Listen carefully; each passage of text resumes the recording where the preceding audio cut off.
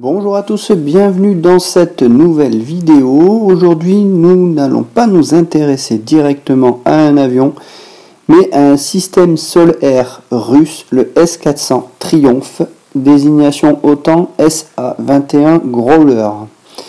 Alors les SAM ont toujours été une curiosité pour moi depuis que j'ai commencé à faire de la simulation de vol sur Falcon 4 à la fin des années 90.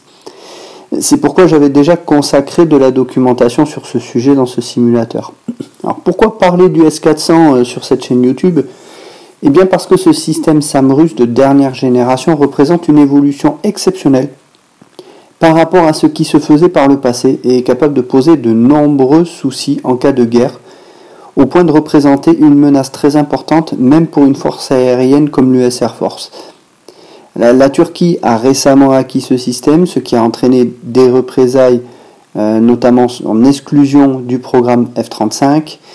C'est pourquoi nous allons poser cette étude sur le cas turc pour comprendre cette décision et ses conséquences, notamment pour son voisin grec, mais également en mer de Chine, puisque la Chine a acquis ce système et l'a déployé sur des îles en mer de Chine.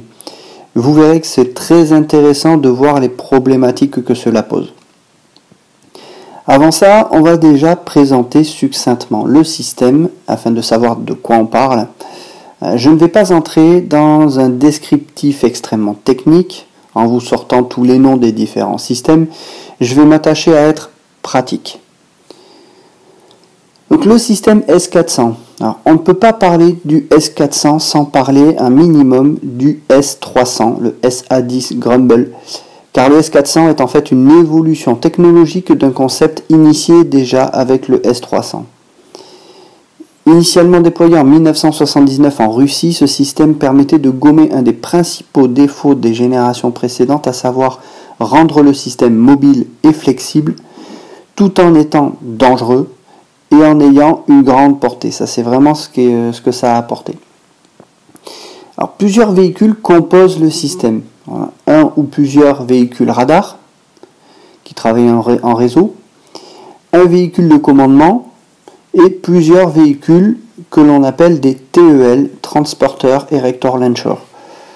Donc, ces derniers transportent les missiles et les disposent verticalement, permettant ainsi aux missiles de partir dans n'importe quelle direction après le lancement. Ce qui évite de tourner les missiles et de perdre du temps. Là, le missile, il part à la verticale, il prend directement la direction qu'on lui donne. Alors, en fonction des versions de missiles, puisqu'il y a différentes versions de missiles qu'on peut embarquer dans ces systèmes, la portée peut aller jusqu'à 150 km. Et ce système, avec les améliorations, donc le S300, a ensuite été désigné SA-20 Gargoyle par l'OTAN, pour signifier justement des différences importantes, notamment en termes de portée. Alors la grosse différence du S400 par rapport au S300, c'est qu'il utilise des missiles à guidage radar actif, alors que le S300 utilise des missiles à guidage radar semi-actif. Donc les missiles à guidage radar semi-actif du S300 rendent le missile dépendant de la détection du radar au sol. C'est le radar au sol qui guide les missiles. Si le radar au sol perd le verrouillage ou perd la cible, il n'est plus en mesure de guider le missile et le missile est perdu. Le S400, en intégrant des têtes chercheuses, donc des détecteurs à des radars actifs dans la tête des missiles, eh bien ça permet justement de gommer cette problématique du S300 et d'améliorer également la phase de guidage finale du missile avec un missile à guidage radar actif. C'est le même principe que des missiles Mika français ou des missiles AIM-120 AMRAAM. Donc ça rend le missile encore plus dangereux. Mais le cœur du nouveau système du S400, c'est surtout le radar Big Bird. Alors on va parler justement des radars à présent. Côté radar, il est possible d'utiliser plusieurs radars. Donc on a dit que les radars pouvaient travailler en réseau. Le radar de surveillance principal du S400, c'est le Big Bird, c'est un radar à bande S qui assure la détection haute et moyenne altitude. Alors les bandes, on va en parler un petit peu après. Je ne rentre pas dans les détails de ce que permet telle ou telle bande. Là, c'est juste pour vous expliquer un petit peu déjà les différentes bandes des radars. Autre radar de surveillance possible qui est hérité du S300, le radar Chessboard, qui est aussi un radar très performant. C'est un radar à antenne électronique. Donc c'est aussi un système que l'on peut connecter au S400. Ensuite vous avez un deuxième radar, c'est le radar Gravestone. Je ne vais pas dire non plus la désignation russe parce que ça serait des chiffres, on va simplifier. Le Gravestone, c'est un radar de conduite de tir, c'est lui qui va assurer le guidage initial des missiles. Ce radar, il est dirigé dans un secteur dans lequel on veut engager les missiles et couvrirait un angle de 120 degrés et peut engager jusqu'à 6 cibles simultanément tout en guidant les missiles. Il est particulièrement difficile à brouiller, c'est justement une des difficultés face à ce genre de système. Alors, par ailleurs, le S400 peut aussi utiliser les radars du S300. Il peut tout à fait faire ça.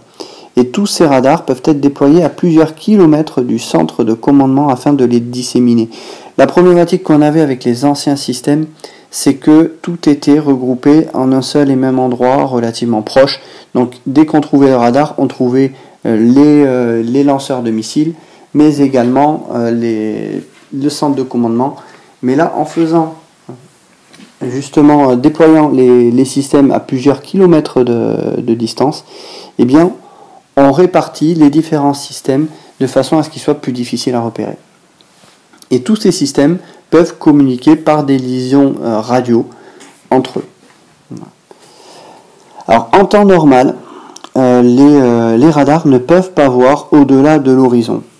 Or avec le S400, on a une portée qui atteint 400 km, ce qui va bien au-delà de l'horizon.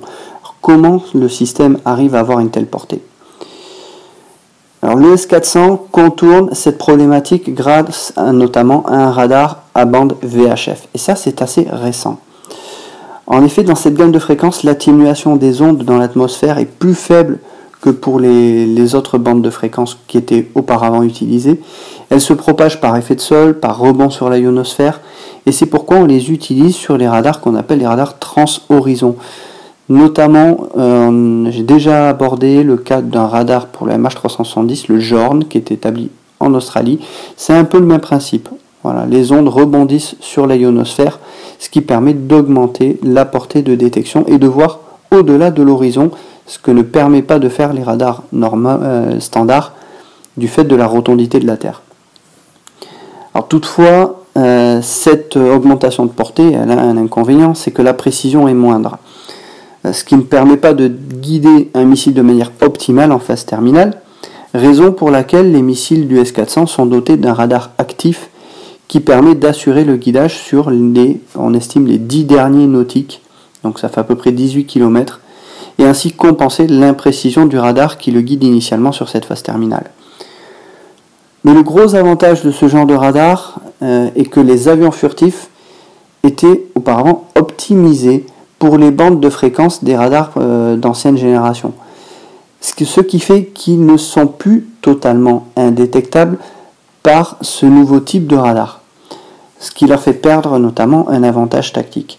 Alors on ne sait pas vraiment à quelle distance il serait possible de détecter un avion furtif comme le F-35, ceci étant bien entendu un secret bien gardé. Alors, je parlais plus loin du F-35, notamment avec Israël, qui a effectué des frappes en Syrie et qui a revendiqué que son F-35 n'avait pas été détecté par le S-400 russe installé en Syrie. On verra qu'il y a des choses à nuancer sur ces informations. Il n'est pas exclu aussi que les Russes soient parvenus à percer certains secrets des avions furtifs américains, en ayant mis la main notamment sur les débris du F-117 abattus en Serbie dans la nuit du 27 au 28 mars 1999. Alors, cette capacité à pouvoir détecter des avions furtifs, elle fait quand même peur aux pays occidentaux, il faut le reconnaître. Et elle remettrait en question justement l'avantage du F-35. Et sur ce point, l'US Air Force s'est fait, il faut le reconnaître, distancer par les Russes, au point qu'à l'heure actuelle, aucune arme n'est en mesure de mettre en doute réellement la suprématie du S-400. Le missile AGM-88 HARM, qui est le missile actuellement en service dans l'inventaire de l'Air Force, mais dans d'autres pays, qui est un missile anti-radar, qui va se guider sur les émissions radar pour aller détruire ce radar, eh bien même dans sa dernière version, il serait incapable de venir à bout du S-400. Plusieurs raisons à cela. Tout d'abord, la toute dernière version de la GM88 ARM, on estime qu'elle devrait avoir une portée de l'ordre de 70 nautiques, sauf que le S-400 peut engager l'avion qui porte le missile ARM à une distance d'environ 200 nautiques, ce qui signifie qu'il faudrait que l'avion tireur arrive à s'aventurer suffisamment près pour arriver à portée de son missile ARM pour pouvoir le tirer, ce qui est déjà une première problématique. Et la deuxième problématique, c'est que même une fois que le missile ARM est tiré, le système radar du S-400 est en mesure de détecter les missiles en approche et va pouvoir engager directement le missile ARM qui a une vitesse de Mach 4. Or, on a dit que le système S-400 peut engager des cibles allant jusqu'à Mach 14. Donc, même si l'avion lanceur arrivait à tirer son missile ARM, les chances pour que le missile ARM arrive au final au radar que l'on veut détruire sont relativement minces. Le système S-400 aura le temps de tirer plusieurs missiles pour pouvoir l'abattre. Pour vous donner un aperçu de la capacité d'interception en missiles du S-400, voici une petite vidéo faite sous Command Modern Operations qui montre un navire qui envoie plusieurs missiles pour détruire le système S-400. Et le système S-400 a tellement de missiles qu'il peut engager quasiment la totalité des missiles qui seront tirés contre lui. Comme on a pu le voir dans cette vidéo, eh bien le S-400 peut tirer énormément de missiles. Eh bien, en effet, il peut être équipé jusqu'à 12 TEL, c'est-à-dire les transponders Erector Launcher. Et chacun de ces TEL dispose de 4 missiles, ce qui peut porter le total à 48 missiles prêts au tir. Pourquoi autant de missiles? Déjà parce que la doctrine russe consiste à tirer généralement plusieurs missiles sur une même cible afin d'augmenter les chances de coup au but, mais aussi pour pouvoir engager plusieurs cibles à la fois. Alors, en effet, ce système est capable d'engager au final 36 cibles simultanément. Et ces cibles vont des avions radar AWACS à longue portée, des chasseurs, comme on vient de le voir, des missiles de croisière, les missiles anti-radar, mais aussi les missiles balistiques. Bref, c'est vraiment là que réside la force de ce système, c'est de pouvoir engager tout type de menace. Autre particularité du S-400, c'est le type de missile qu'il peut emporter. Il peut en effet utiliser 6 types différents de missiles, ce qui en fait une arme d'une grande flexibilité qu'on peut optimiser soit pour des interceptions à longue portée, moyenne portée ou même courte portée. À savoir que même la distance de tir minimale est de seulement 2 km sur ce type de système, ce qui est très court. Alors, on ne va pas détailler ici tous les types de missiles et les capacités de chacun, il faut juste savoir que le plus gros des missiles a 400 km de portée et peut intercepter des cibles allant jusqu'à Mach 14. Alors bien sûr, un Mach 14 ce ne sera pas des avions, mais ce sera des missiles balistiques. Une telle portée permettrait de pouvoir tirer sur des appareils comme des avions radar, AWACS, avec l'avantage de faire peser une menace très forte sur ces avions hautement stratégiques, les empêchant de s'aventurer trop proche des frontières et donc de s'approcher du système SAM pour rester à distance de sécurité. Et ça pourrait justement impacter leur capacité à détecter loin en territoire ennemi et à soutenir des raids en profondeur. Les avions de soutien de guerre électronique sont également visés, surtout que ces avions-là vont utiliser des brouilleurs, donc ils vont émettre, et les missiles du S-400 étant équipés de systèmes radar actifs, eh bien ces missiles peuvent parfaitement se verrouiller sur les émissions du brouilleur et remonter les émissions jusqu'à la source et donc jusqu'à l'avion. Ce qui rend également l'émission de brouillage dans un environnement avec un S-400 beaucoup plus difficile. Et enfin les missiles balistiques, comme je l'ai dit, ce qui permet de compléter vraiment la panoplie des cibles que le système peut engager. Petite particularité avec le système américain THAAD, THAAD, qui est le système de défense de théâtre justement antimissile américain. Alors non seulement le S-400 a une portée qui est bien supérieure au système THAAD, mais les missiles ont une logique de destruction différente qui est intéressante de savoir. Là où le missile russe a une charge explosive à fragmentation pour augmenter le rayon de destruction lorsqu'il explose, eh bien le missile du THAAD américain n'a aucune charge explosive et va chercher en fait à impacter directement la cible et à jouer sur l'effet d'énergie cinétique pour justement la détruire. Alors, cette différence rend le missile russe encore plus dangereux, notamment pour des cibles de type avion de combat qui ont la capacité de manœuvrer et de défaire le missile au dernier moment. Venons-en à la question importante qui est de savoir pourquoi la Turquie, qui est un membre de l'OTAN, a opté pour le S-400, un missile sol-air russe. Alors, comme nous l'avons dit, c'est un système qui est particulièrement complet et qui dispose d'une portée importante. Et ces caractéristiques intéressent la Turquie justement pour refuser l'accès à l'espace aérien en mer Égée en cas de conflit. Sachant qu'il y a de gros différends entre la Grèce et la Turquie, et que les relations se sont détériorées ces dernières années, la Turquie a notamment adopté de plus en plus une attitude provocatrice, ce qui ne manque pas au passage d'inquiéter la communauté internationale, d'où un regain de tension dans cette région.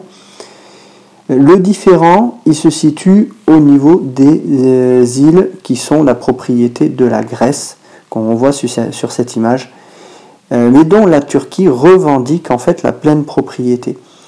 D'autant que, comme on peut voir sur l'image, eh bien, la ZEE, la zone d'économie exclusive, et les îles qui sont attribuées à la Grèce sont parfois très très proches du littoral turc, et certaines sont même dans les limites des eaux internationales turques, c'est-à-dire à moins de 12 nautiques des côtes turques.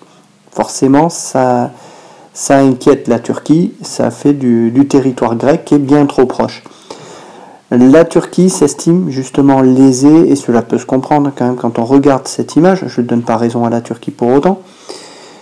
Et la Turquie n'a pas ratifié la convention de Montego Bay de 1982, et ne reconnaît donc pas la zone d'économie exclusive, la ZEE, attribuée à la Grèce, qui est, comme on le voit, assez importante. Elle a justement lancé des explorations pétrolières sous-marines, sous escorte de navires militaires dans la région, en intimant l'ordre à la Grèce et à Chypre de ne pas s'approcher des dispositifs, ce qui est quelque part une attitude belliqueuse. En effet, les intérêts sont avant tout énergétiques dans cette région et pas seulement historiques, car la Méditerranée pourrait permettre des exploitations pétrolières offshore. Ajoutez à cela un pouvoir politique turc qui était auparavant reconnu pour sa laïcité et qui est aujourd'hui plus religieux, qui s'est aussi radicalisé encore plus depuis la tentative de putsch militaire qui a échoué, et vous avez un président Erdogan qui ne cesse d'exacerber le nationalisme turc pour tenir sa place notamment, au sein d'un régime qui est davantage aujourd'hui un régime totalitaire plus qu'une république. Le choix du S-400 par la Turquie, il est quand même lourd de sens. Ce qu'il faut voir, c'est quelle est la stratégie turque derrière tout ça. En fait, ce que la Turquie a cherché à faire en acquérant le S-400, c'est d'empêcher l'accès aérien à toute cette zone sans mettre le moindre chasseur en l'air et ainsi faire peser une menace permanente et crédible 24 heures sur 24, comme vous pouvez le voir sur cette image. Alors, avec ce choix, la Turquie a décidé de tourner le dos au F-35 alors qu'elle était pourtant un acteur important du programme depuis le début. Elle fabriquait notamment des pièces, elle en fabrique toujours, mais le fait que la Turquie se retrouve évincée du programme fait que les Américains ont relocalisé ou sont en train de relocaliser la fabrication de certaines pièces et composants aux États-Unis ou avec d'autres partenaires de façon à exclure également les sociétés turques. Ce qui pose justement des tensions en Turquie. La Turquie se tourne de plus en plus vers son aéronautique nationale et essaie de développer son propre chasseur. Pour l'instant, c'est pas encore ça, mais la Turquie arrive à vendre pas mal de drones. Elle a quand même une industrie aéronautique qui est quand même efficace, même si elle n'est pas performante sur tous les points. Elle a quand même des capacités qui lui permettent d'être partiellement autonome sur certains points. Sauf que le gros du matériel militaire turc est quand même américain, et donc la Turquie a tout intérêt quand même à rester dans l'OTAN si elle veut continuer à entretenir son matériel qui est en grosse partie américain. Pourquoi la Turquie a-t-elle été exclue du programme F-35 suite au choix du S-400? Eh bien, c'est que comme le F-35 est un avion furtif, les Américains ne souhaitent pas que les caractéristiques de furtivité du F-35 puissent être observées par un système comme le S-400, avec un pays qui a donc des relations avec les Américains et les Russes. Le risque était trop grand que certaines informations et caractéristiques du F-35, notamment la détection par le S-400, puissent fuiter au niveau de la Russie. D'où le choix des États-Unis de bloquer le F-35 à la Turquie. Ce qu'il faut voir également, c'est l'importance en fait de la Russie dans tout ça, parce que faut regarder en arrière-plan tout ça. En faisant pencher petit à petit la Turquie de son côté, la Russie y voit aussi un intérêt stratégique pour elle, puisque la Turquie contrôle le détroit du Bosphore. Et cela pourrait faciliter l'accès de la marine russe de la mer Noire en mer Méditerranée. Donc cette stratégie de basculer la Turquie, elle est justement dans l'intérêt également de la Russie. Parlons un peu à présent des possibilités justement de se défaire de ce système du point de vue tactique. On a déjà parlé tout à l'heure qu'il faudrait consommer un grand nombre de missiles si on voulait faire épuiser tous les missiles du S-400. Ça serait une tactique possible, mais c'est pas forcément la plus judicieuse et ça coûterait extrêmement cher. Donc, une possibilité serait de faire une diversion, de faire tirer les missiles dans un secteur et surtout de diriger le radar de conduite de tir dans un secteur plus qu'un autre. Ça pourrait être une solution. Mais une autre solution qui pourrait être privilégiée par l'US Air Force pourrait être le lancement d'une multitude de ce que l'on appelle des AGM-160 MALD, Miniature Air Launch Decoys, c'est-à-dire des leurres qui sont embarqués par des B-52 ou des F-16 dans le but de saturer le S-400, le forcer à tirer des missiles sur justement ces leurres et ensuite de pouvoir attaquer le S-400. Alors à savoir que les MALD ont la capacité d'imiter la signature radar de différents types d'avions afin de créer la confusion auprès des opérateurs radars. Cette technique pourrait être efficace, même si faudrait consommer un grand nombre de MALD pour pouvoir arriver à nos fins. On pourrait être tenté d'envoyer également des F-35 avec des missiles AGM-88 ARM pour s'approcher de la cible, puisque les caractéristiques de furtivité de l'avion lui permettraient d'être certainement détecté, mais plus tard, et donc de se rapprocher davantage et peut-être même de se mettre à portée du missile ARM.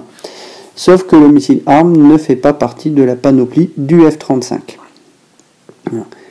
Par contre, l'US Air Force, et pas seulement l'US Air Force, l'US Navy aussi, ont lancé le futur remplaçant de l'AGM-88 ARM, qui est le AARGM-ER, qui signifie Advanced Anti-Radiation Guided Missile Extending Range. Et ce missile a été testé le 19 janvier 2021 par l'US Navy, qui a annoncé avoir procédé au premier tir de cet engin.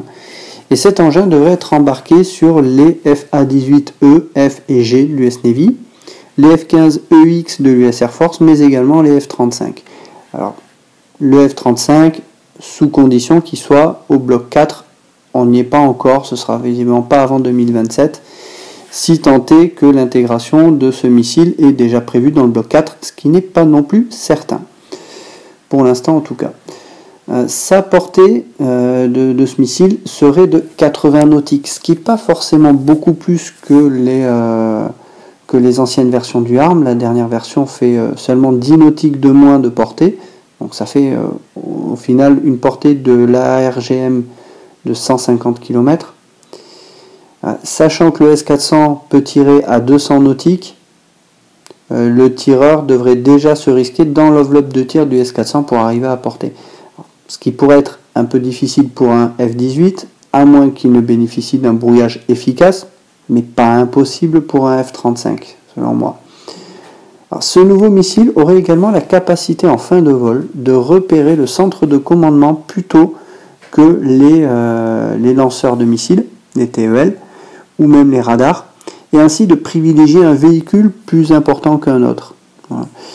D'autant que les véhicules sont de plus en plus éparpillés, comme nous l'avons dit, et pas forcément concentrés en un seul et même endroit, comme cela était le cas avec les générations précédentes de SAM. Parlons à présent du brouillage du S400. Certains radars fonctionnent avec ce que l'on appelle de l'agilité de fréquence, c'est-à-dire qu'ils fonctionnent non pas sur une seule fréquence, mais sur plusieurs. En fait, il s'agit d'un moyen de ce qu'on appelle CCME, contre-mesure électronique, dans le cas où l'une des fréquences serait brouillée. C'est-à-dire que si une des fréquences est brouillée, le radar va continuer à émettre sur d'autres fréquences et on pourra assurer quand même la détection sur ces autres fréquences. Voilà. Non seulement le fait d'utiliser plusieurs fréquences permet de détecter plus facilement des cibles rapides et lentes, mais cela oblige également l'adversaire à brouiller efficacement plusieurs fréquences, donc à connaître le schéma de fréquences utilisé et à brouiller chacune de ces fréquences en concordance avec le timing utilisé par le radar, ce qui est un exercice assez délicat. Et ça nécessite également un recueil électromagnétique des caractéristiques du radar et de chacun de ses modes de fonctionnement. Et ça, c'est le rôle des avions de renseignement électromagnétique, comme le RC-135 Rivet Join. Bref, le brouillage du S400 peut s'avérer très difficile si tant est qu'on arrive à collecter les informations nécessaires aux caractéristiques des signaux au radar. Quant à la furtivité, elle ne peut seulement permettre de se rapprocher un peu plus en avant que les autres avions dits classiques. Voilà. Ça retarde, on va dire, la détection, on peut se rapprocher un peu plus. Mais au bout d'un moment, il y a de fortes chances que l'avion soit quand même détecté. À quelle distance? Ça on ne le sait pas par contre. Alors récemment, quand j'en parlais précédemment, Israël a annoncé avoir effectué des frappes en Syrie sans que ces F-35 aient été détectés par le S-400 russe, stationné en Syrie, ni même déclenché la moindre réaction aérienne. Alors ces frappes ont concerné la frontière syrio-iranienne. Alors, il est néanmoins nécessaire de relativiser ces annonces, comme je le disais. On ne sait pas à quelle distance du S-400 les F-35 sont passés, ni quel profil de l'avion a été montré au radar. Alors, si les F-35 sont passés suffisamment loin, il est tout à fait compréhensible qu'ils n'aient pas été détectés. S'agissant du F-35, on entend tout et son contraire sur l'efficacité de sa furtivité, notamment qu'il serait plus furtif que le F-22. Alors, autant sur la signature radar frontale de l'avion, cela peut se concevoir, puisque l'avion est plus petit, mais sous d'autres angles, il me paraît évident que cela ne peut pas être le cas, particulièrement pour la partie arrière dont la tuyère est bien moins discrète qu'un F-22. De plus, sa signature infrarouge est certainement bien plus importante, mais ça, c'est un autre sujet. Alors, pour mettre en lumière l'importance du renseignement électronique, je vais parler brièvement des exercices récents qui se sont déroulés en mer Égée. Lors de l'exercice Iniokos en avril 2021, qui a été hébergé par la Grèce, la Turquie mettait en l'air chaque jour 1 voire 2 E-7 Wedgetail, qui sont des avions radars. Le but étant non seulement de suivre les exercices au radar à distance, d'espionner, mais également de collecter du renseignement électromagnétique, à savoir les fréquences des radars utilisés par tous les acteurs. C'est pourquoi dans ce genre d'exercice, sachant qu'ils peuvent être écoutés, les avions de combat peuvent avoir des consignes pour ne pas utiliser tel ou tel type de mode radar, afin de ne pas compromettre les caractéristiques et limiter le risque que l'adversaire puisse mettre en place des contre-mesures efficaces en cas de guerre. À savoir que la Grèce a justement acheté des Rafales, et donc forcément la Turquie est très intéressée pour essayer de récupérer les caractéristiques du Rafale et notamment les caractéristiques des fréquences radar. Récemment, justement, le Qatar a provoqué la colère de Paris en envoyant ses Rafales dans un exercice avec la Turquie et récemment, le Qatar a annoncé que plusieurs Rafales seraient basés pendant, je crois que c'est une durée de 5 ans, en Turquie pour participer régulièrement avec des manœuvres avec la Turquie. Ce qui a pu permettre à la Turquie de récupérer des données sensibles sur l'appareil et peut-être même sur les modes radar. À un moment où la France venait de vendre des Rafales à la Grèce, il était compréhensible que ces capacités ne soient pas trop vite connues de la Turquie. Mais surtout, le Qatar n'a pas respecté un élément fondamental qui est quand on utilise un avion acheté dans un pays, on doit avoir l'accord de ce pays pour le déployer sur un autre pays. Et donc le Qatar aurait dû normalement demander l'accord à la France de déployer les Rafales en Turquie. Ce que le Qatar n'a pas fait. D'où la contrariété française sur ce point de vue. Un mot sur les S-400 en mer de Chine. Récemment, les USA ont effectué des simulations en cas d'invasion de l'île de Taïwan. Et ce qu'ils ont appris montrerait que le F-35 aurait une efficacité limitée dans ce conflit et ne parviendrait pas nécessairement à s'infiltrer efficacement dans une défense aérienne moderne équipée notamment de S-400 ou du moins de son équivalent chinois. Parce que les Chinois sont également en train de développer leur propre version indigène du S-400. Donc ils auront leurs équipements propres, ce qui devrait en plus le rendre un petit peu moins performant que sa version russe, ce qu'on peut s'attendre, mais tout aussi dangereux à longue portée. C'est une des raisons pour lesquelles les USA sont en train de changer complètement leur doctrine afin de l'adapter à un éventuel conflit en Asie, car les velléités chinoises dans cette région du monde inquiètent. La Chine a notamment pris possession de nombreuses îles en mer de Chine sans que cela ne pose de réaction ferme de la part des Occidentaux. Et le laxisme de ces dernières années a permis à la Chine d'étendre sa zone d'influence, mais aussi de disposer d'îles lui permettant d'agir comme bon lui semble dans le secteur. De nombreuses bases aériennes ont été érigées en quelques mois seulement et il y a fort à parier que des S-400 soient disposés sur ces îles de façon à interdire toute tentative d'attaque directe. On peut voir que la portée de détection théorique d'un S-400 sur les îles Spratly et Paracel, eh bien ces îles sont comme des porte-avions très bien placés dans la zone. À cela peuvent s'ajouter des navires militaires avec des capacités solaires de défense de zone à des endroits multiples, mais surtout les S-400 peuvent parfaitement être utilisés pour engager des missiles anti-navires et ainsi protéger les navires militaires chinois dans son périmètre. Alors, si les Américains voulaient reprendre ces îles aujourd'hui, cela serait un exercice particulièrement difficile. En conclusion, comme vous avez pu le constater, cette nouvelle génération de SAM change radicalement la donne des conflits en venant remettre en question la suprématie aérienne occidentale.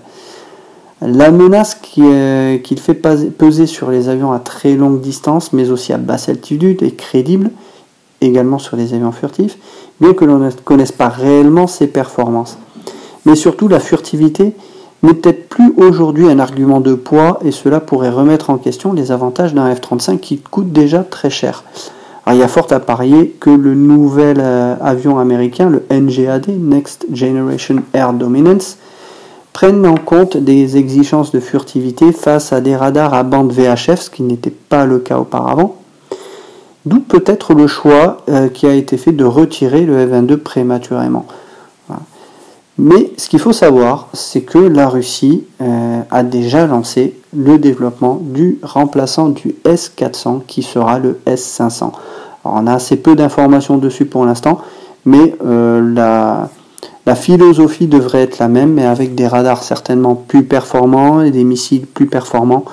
C'est surtout sur ces points-là, en fait, le S-500 sera une amélioration du S-400. En ce qui concerne la Turquie, eh bien, il y a peu de chances que l'on voit la Turquie être évincée complètement de l'OTAN, puisque la position de la Turquie est quand même stratégique au niveau de la région. Donc l'OTAN ne pourrait pas se passer de la perte de la Turquie. Néanmoins, d'autres pays s'équipent également du S-400, à savoir l'Inde, l'Algérie, et donc comme on a dit, la Chine et la Turquie. C'est un système qui est quand même relativement cher, donc qui n'est pas à la portée de toutes les bourses, mais c'est un système de défense aérienne qui permet vraiment d'empêcher l'utilisation de l'espace aérien, et c'est surtout cette menace que ce système fait vraiment peser. Voilà pour cette vidéo, j'espère que vous aurez appris pas mal de choses, que ça vous aura intéressé, tant les aspects géostratégiques que techniques. Je vous donne rendez-vous prochainement sur une autre vidéo sur le thème de l'aviation militaire. À bientôt.